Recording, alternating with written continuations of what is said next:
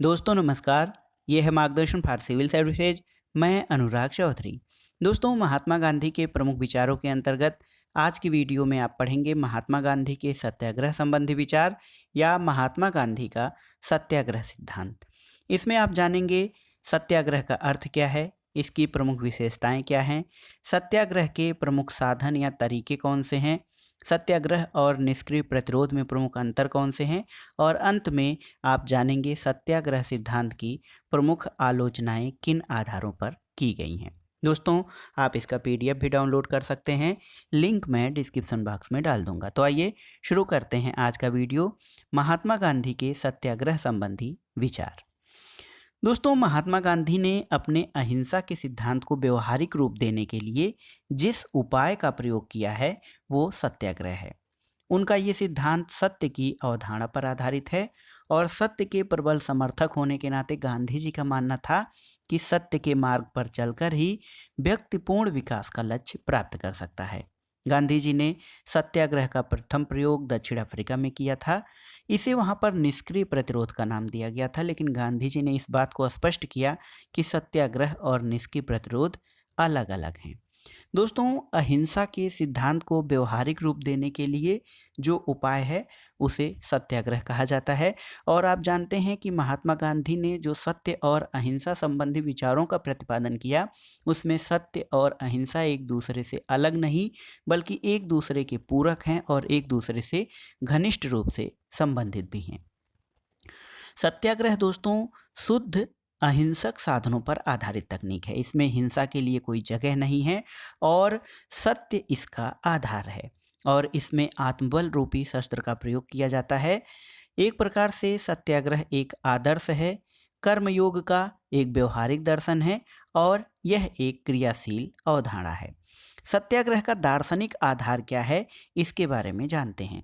दोस्तों, महात्मा गांधी ने शक्तिशाली की विजय के जैविक सिद्धांत या हाब्स के विचार जो है प्रत्येक एक दूसरे के विरुद्ध संघर्षरत रहता है, इन विचारों का खंडन किया है। दोस्तों, सर्वाइवल ऑफ द फिटेस्ट या योग्यतम की उत्तरजीविता ये एक जैविक सिद्धांत है। इसमें ये माना जाता है कि सर्वोत्तम ही आगे जीतता है या वही जीवित रहता है।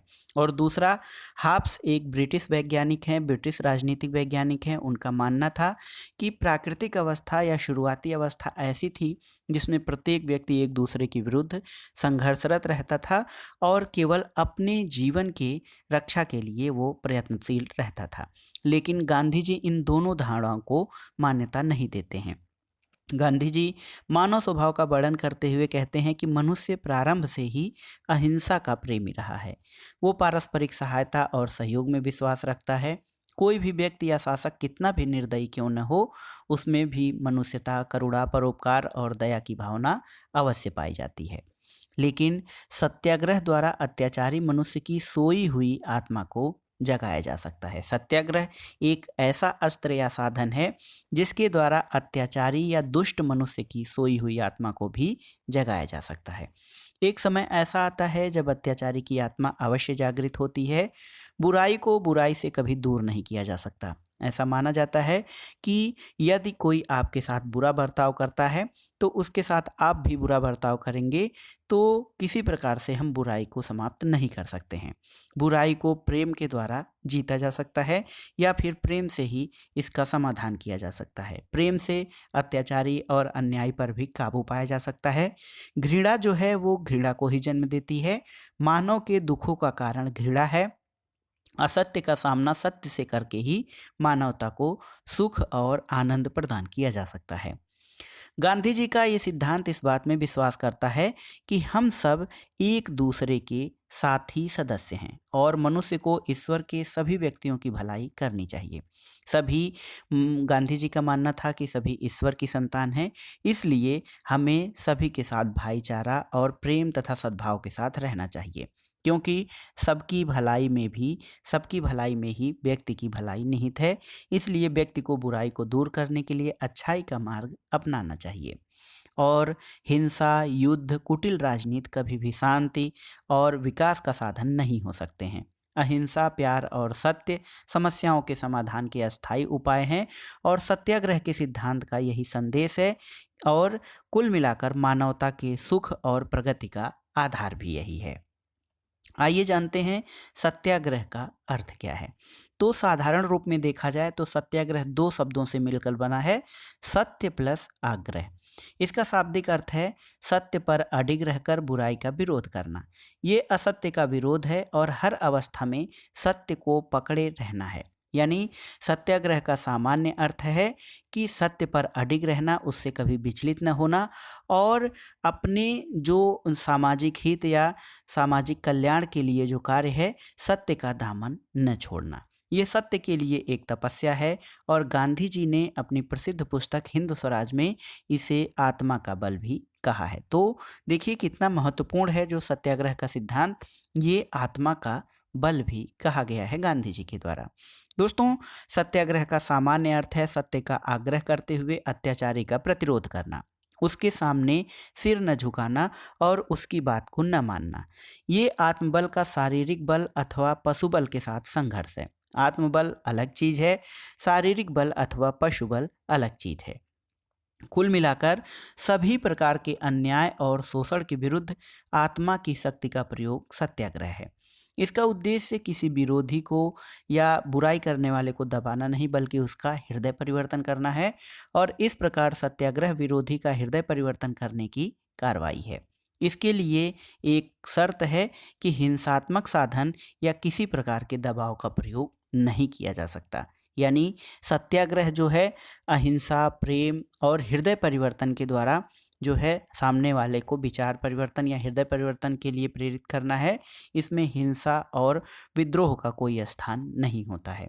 गांधी जी ने इसे परिभाषित करते हुए कहा है कि सत्याग्रह से अभिप्राय विरोधी को पीड़ा या कष्ट देकर नहीं, बल्कि स्वयं कष्ट सहकर सत्य पर डटे रहना अथवा सत्य की रक्षा करना है। दोस्तों, सत्याग्रह सत्य की रक्षा है। ये रक्षा विरोधियों को कष्ट देकर नहीं, बल्कि स्वयं कष्ट सहकर की जाती है। ये सच्चाई के लिए संघर्ष या सच्चाई के लिए तपस्या के अतिरिक्त कुछ नहीं है। और प्रसिद्ध विचारक बीपी वर्मा के अनुसार सत्याग्रह का अर्थ अन्याय, अत्याचार और शोषण के विरुद्ध शुद्ध आत्मशक्ति का प्रयोग है। दोस्तों, इन आधार पे कह सकते हैं कि सत्याग्रह सभी प्रकार के अन्याय, उत्पीड़न, शोषण के विरुद्ध विशुद्ध आत्मबल का प्रयोग है। इसमें हिंसा का प्रयोग लेस मात्र भी नहीं होता। इससे विरोधी का हृदय परिवर्तन इस तरह से किया जाता है कि दूसरा स्वतः ही सत्याग्रह के नियमों में विश्वास करने लगता है। और राजनीतिक शब्दावली में कहा जाए तो इसे अपनी बात शांतिपूर्ण ढंग से मनवाने के लिए शांतिपूर्ण शस्त्र भी कहा जा सकता है। आइए जानते हैं दोस्तों सत्याग्रह की प्रमुख विशेषताएं क्या हैं। दोस्तों, गांधी जी ने अपने लेखों में, यंग इंडिया में, हरिजन पत्रिकाओं में सत्याग्रह संबंधी अपने विचार प्रस्तुत किए हैं और उन आधारों पे सत्याग्रह की कुछ विशेषताएं बताई जा सकती हैं। पहली विशेषता है कि सत्याग्रह आत्मबल का प्रयोग है। हमने पहले ही जाना कि सत्याग्रह में हिंसा का कोई स्थान नहीं है, ये सत्य के प्रति आग्रह है और इसमें शारीरिक बल की बजाय आत्मबल का प्रयोग किया जाता है। आत्मशक्ति शारीरिक शक्ति से अधिक शक्तिशाली होती है और कोई भी व्यक्ति कितना भी अत्याचारी और अन्यायी क्यों न हो, उसे भी आत्मबल से अपने वश में किया जा सकता है। सत्याग्रह आत्मबल पर आधारित है, जिसके कारण ये नैतिक शस्त्र है और अधिक प्रभावशाली है। सच्चा सत्याग्रही अपने विरोधी को कष्ट देने की बजाय प्रेम से उसे अच्छे बुरे का भेद कराकर उसे न्याय की ओर प्रेरित करता है और इस तरह यह आत्मबल द्वारा अत्याचारी के हृदय परिवर्तन की प्रक्रिया है। दूसरी विशेषता ये है कि सत्याग्रह का जो मूल है उसमें यह है कि स्वयं कष्ट सहना ये सत्याग्रह का अनिवार्य भाग है। इसमें किसी के प्रति हिंसा या कड़ाई का प्रयोग या बल प्रयोग नहीं किया जाता है, बल्कि सत्याग्रही स्वयं कष्ट सहकर दूसरों का हृदय जीतने का प्रयास करता है। और सत्याग्रह का ये आवश्यक नियम है कि एक सच्चा सत्याग्रही स्वयं कष्ट उठाए और दूसरों को कष्ट न दे, स्वयं कष्ट भोगे और अन्याय का विरोध करे। यही सत्याग्रह है। सत्याग्रह में स्वार्थ नहीं होता है, ये निस्वार्थ भाव है और सच्चा सत्याग्रही वही है जो समस्त दुखों को सह सके और समस्त सुखों को प्राणी मात्र की भलाई के लिए अर्पित कर सके। जिस तरह से सोना आग में तपकर कुंदन बनता है, उसी तरह से अधिक कष्टों के माध्यम से गुजरकर सच्चा सत्याग्रही तैयार होता है। तीसरी विशेषता ये है कि सत्याग्रह विरोधी के हृदय को विवेक तथा अपील से बदलता है, क्योंकि सत्याग्रह में किसी के प्रति भय या दंड का प्रयोग वर्जित होता है। ये विवेक पर आधारित होता है और तर्क बुद्धि के आधार पर हृदय परिवर्तन के लिए सामने वाले को तैयार किया जाता है। और एक स्थिति ऐसी आ जाती है कि विरोधी स्वयं ये अनुभव करने लगता है कि वो गलत या अनुचित कार्य कर रहा है। वह स्वयं तर्क बुद्धि के अनुसार अन्याय और अत्याचार का रास्ता छोड़कर न्याय की तरफ अग्रसर होने लगता है। चौथी विशेषता ये है कि सत्याग्रह में हिंसा के लिए कोई स्थान नहीं है। हिंसा को हिंसा से नहीं जीता जा सकता है। प्रेम को घृणा को प्रेम से जीता जा सकता है और बल प्रयोग को सहयोग के द्वारा जीता जा सकता है। अन्याय और अत्याचार कम होने के बजाय यदि हम फिर उस पर बल प्रयोग करेंगे तो वो अधिक बढ़ने लगेगा। अहिंसा एक ऐसा उपाय है जो समाज में व्याप्त हिंसा को मिटा सकता है। अहिंसा मनुष्य के पास परमाणु बम से भी अधिक शक्तिशाली ब्रह्मास्त्र है और सत्याग्रह में हिंसा के लिए कोई स्थान नहीं होता है। पांचवी विशेषता यह है कि सत्याग्रह प्रत्येक व्यक्ति का जन्मसिद्ध अधिकार है। ऐसा माना जाता है कि सत्याग्रह की उत्पत्ति राज्य से नहीं हुई है बल्कि आत्मा से हुई है और व्यक्ति का ये अधिकार भी है और कर्तव्य भी है। कोई शासक या सरकार जन कल्याण की उपेक्षा करने लगे तो अन्यायी अत्याचारी अगर जो शासन करने लगे तो उसका विरोध करना प्रजा का कर्तव्य है और ये विरोध हर स्थिति में अहिंसात्मक ही होना चाहिए। छठवां ये है कि सत्याग्रह का सार्वभौमिक प्रयोग किया जा सकता है। गांधी जी ने ये माना कि सत्याग्रह जीवन के हर क्षेत्र में प्रयोग किया जा सकता है, चाहे सामाजिक हो, राजनीतिक हो या धार्मिक, हर क्षेत्र में इसका प्रयोग किया जा सकता है। इसके अलावा सत्याग्रह की सातवीं विशेषता ये है कि इसमें खुला व्यवहार होता है। सत्याग्रह में कुछ भी गुप्त नहीं रखा जाता है। उसका प्रत्येक कार्य यानी सत्याग्रही का प्रत्येक कार्य जन समर्थन से युक्त होना चाहिए और छिपा कर किया गया कार्य अविश्वास को जन्म देता है। इससे सत्याग्रह का उद्देश्य नष्ट हो जाता है। गांधी जी ने कहा है कि जितने खुले रूप में आप बात करेंगे उतने ही आप सत्यपूर्ण होंगे। इसमें छल कपट धोखा बेईमानी आदि का कोई स्थान नहीं होना चाहिए और सत्याग्रह की सफलता इसी पर निर्भर करती है। अगली विशेषता ये है साध्य साधन पवित्रता। तो कुल मिलाकर गांधी जी का तर्क ये है कि सत्याग्रह तभी सफल हो सकता है जब साध्य और साधन दोनों पवित्र हों, क्योंकि अच्छे साधनों से ही अच्छे साध्य की प्राप्ति की जा सकती है। अच्छे साधनों से अच्छा साध्य सरलता से प्राप्त किया जा सकता है और यदि साध्य गलत है तो अच्छे साधन भी सही नहीं हो सकते हैं या सफल नहीं हो सकते हैं। नौवीं विशेषता ये है कि सत्याग्रह जो है सामाजिक हित के लिए किया जाता है, व्यक्तिगत हित या स्वार्थ पूर्ति के लिए नहीं। कोई भी सत्याग्रही आंदोलन तभी सफल हो सकता है जब उसका दायरा व्यापक हो, उसमें व्यक्तिगत हित और स्वार्थ की अपेक्षा सामाजिक हित को प्रश्रय या प्राथमिकता दिया जाए। दोस्तों, स्वार्थ की भावना से किया गया सत्याग्रह सदैव निष्फल रहता है और जो बात न्याय और सत्य के विपरीत हो उसको सत्याग्रह से जीतना कठिन होता है। इसलिए गांधी जी ने सत्याग्रह का प्रयोग व्यक्तिगत हित की बजाय सामाजिक हित के लिए करने का समर्थन किया था। आइए जानते हैं एक महत्वपूर्ण विषय और सत्याग्रह और निष्क्रिय प्रतिरोध में प्रमुख अंतर। सामान्य रूप से देखा जाए तो सत्याग्रह और निष्क्रिय प्रतिरोध को एक दूसरे के समानार्थी के रूप में प्रयोग किया जाता है, लेकिन सत्याग्रह और निष्क्रिय प्रतिरोध में काफ़ी अंतर है। जैसे ये अंतर इस प्रकार से हैं कि निष्क्रिय प्रतिरोध एक राजनैतिक शस्त्र है जबकि सत्याग्रह एक नैतिक अस्त्र है। निष्क्रिय प्रतिरोध दुर्बल का शस्त्र है जबकि सत्याग्रह वीरों का अस्त्र है। निष्क्रिय प्रतिरोध में शत्रु या विरोधी को तंग करने की भावना पर बल दिया जाता है, लेकिन सत्याग्रह में सत्याग्रही सारे कष्ट स्वयं ही उठाता है। निष्क्रिय प्रतिरोध में विरोधी का हृदय परिवर्तन करने की अथवा अपनी बात को मनवाने के लिए हिंसा या संघर्ष का सहारा लिया जाता है, जबकि सत्याग्रह में प्रेम और सहयोग तथा आत्मबल के आधार पर विरोधी का हृदय परिवर्तन किया जाता है। निष्क्रिय प्रतिरोध में हिंसा और घृणा की भावना होती है जबकि सत्याग्रह प्रेम और अहिंसा पर आधारित होता है। इसके अलावा सत्याग्रह एक सार्वभौमिक अस्त्र है और इसका प्रयोग जीवन के किसी भी क्षेत्र में किया जा सकता है, जबकि निष्क्रिय प्रतिरोध प्रायः शत्रु पक्ष या अपने राजनीतिक प्रतिद्वंदी के विरुद्ध ही किया जाता है। दोस्तों सत्याग्रह जो है वो रचनात्मक कार्यों की ओर उन्मुख होता है, जबकि निष्क्रिय प्रतिरोध का अपना कोई रचनात्मक दृष्टिकोण नहीं होता है। तो इस तरह से ये कह सकते हैं कि सत्याग्रह जो है शक्तिशाली का अस्त्र है। इसमें हिंसा के लिए कोई स्थान नहीं होता।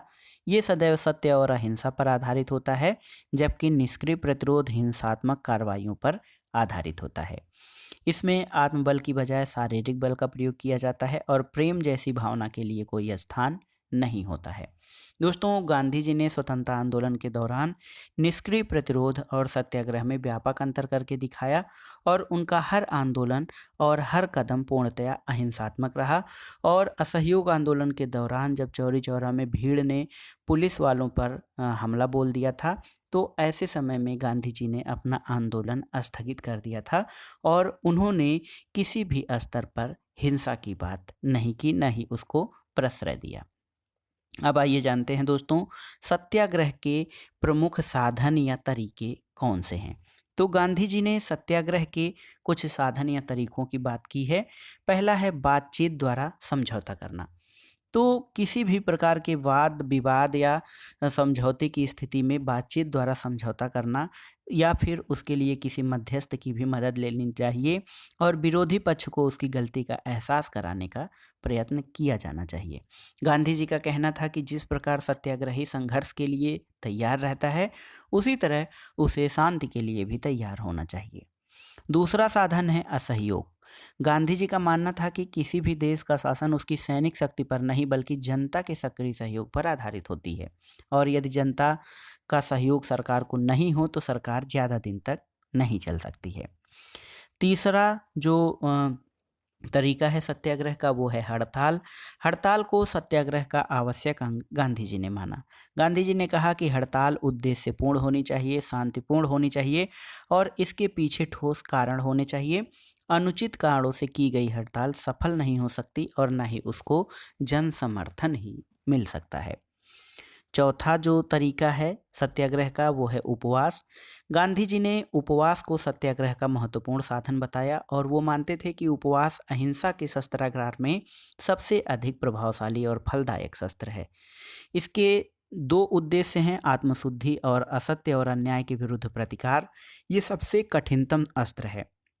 इसमें विरोधी को कष्ट देने की बजाय स्वयं कष्ट सहना पड़ता है, जिससे व्यक्ति का आत्मबल निखर कर आता है और उसके द्वारा वह विरोधी पक्ष पर विजय हासिल करता है। पांचवा साधन जो गांधी जी ने बात किया वो सविनय अवज्ञा है और ये सबसे अधिक प्रभावशाली अस्त्र माना गया सत्याग्रह का, क्योंकि इसका उद्देश्य अनैतिक नियमों को तोड़ना है। ये असहयोग की अंतिम अवस्था है। गांधी जी का कहना है कि विनय पूर्वक सरकार की अन्यायपूर्ण नीतियों को मानने का अर्थ है स्वयं अन्याय में साझेदार बनना, और यदि कोई सत्याग्रही शासक का आज्ञाकारी रहता है तो उसका असहयोग निरर्थक है। इसलिए एक सभ्य पुरुष को अन्यायी शासन का प्रतिकार और विरोध करना चाहिए। छठा साधन है सत्याग्रह का धरना।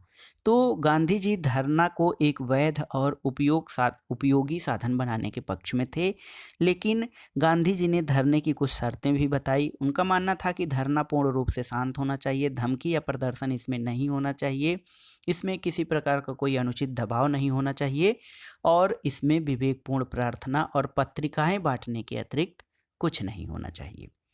सत्याग्रह का अगला जो साधन या तरीका है वो है सामाजिक बहिष्कार। दोस्तों गांधी जी ने कहा कि व्यक्ति समाज के हित के विपरीत जो कोई आचरण करता हो और जनमत की अवहेलना करता हो तो उसका सार्वजनिक रूप से बहिष्कार किया जाना चाहिए। ये भी सत्याग्रह का एक प्रमुख साधन है। और अगला साधन है आर्थिक बहिष्कार।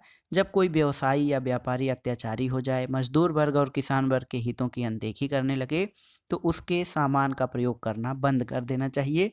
और गांधी जी ने विदेशी वस्तुओं के बहिष्कार करने के लिए इस साधन का प्रयोग भारत छोड़ो आंदोलन के दौरान किया था। अब आगे आइए देखते हैं दोस्तों सत्याग्रही के लिए आवश्यक नियम। सत्याग्रह का पालन हर कोई नहीं कर सकता, ये बलवानों और शक्तिशाली का साधन होता है। गांधी जी ने सत्याग्रह का पालन करने वाले व्यक्तियों के लिए कुछ नियमों का निर्धारण किया था। सच्चा सत्याग्रही कौन हो सकता है उसके लिए कुछ नियम हैं। जैसे सत्याग्रही के मन में बदले की भावना नहीं होनी चाहिए, उसको क्रोध नहीं करना चाहिए, सभी प्रकार के कष्ट और अपमान सहने के लिए तैयार होना चाहिए। उसके मन में विरोधी के प्रति कोई घृणा या हिंसा का भाव नहीं होना चाहिए। सत्याग्रही को पवित्र जीवन बिताना चाहिए। सत्याग्रही को शांतिपूर्वक और अहिंसात्मक रूप से सत्याग्रह करना चाहिए। उसको आत्म बलिदान के लिए तैयार रहना चाहिए और सत्य और न्याय की पहचान उसको होनी चाहिए। इसके अलावा सत्याग्रही का बल कष्ट सहन करने में है। सत्याग्रह का आधार त्याग और तपस्या है। सत्याग्रह को विनय और दयावान होना चाहिए और किसी के डर के आगे झुकना नहीं चाहिए, अर्थात उसे निर्भय होना चाहिए। सत्याग्रही को धर्म का ज्ञान होना चाहिए और सत्याग्रही की आत्मा पवित्र होनी चाहिए, क्योंकि सत्याग्रह का मूल मंत्र अंतरात्मा की पवित्रता है। सत्याग्रह के लिए मृत्यु, मोक्ष और जेल स्वतंत्रता का द्वार है। सत्याग्रही को किसी प्रकार के अन्याय और अत्याचार के आगे नहीं झुकना चाहिए। सत्याग्रह की जीत हमेशा होती है, इसमें पराजय के लिए कोई स्थान नहीं है। सत्याग्रही सत्ता का इच्छुक नहीं होता है और सत्याग्रही संख्या पर नहीं, आत्मा में विश्वास करने वाला होना चाहिए। साथ ही सत्याग्रही में अहंकार की भावना नहीं होनी चाहिए, उसका ईश्वर में अटूट विश्वास होना चाहिए।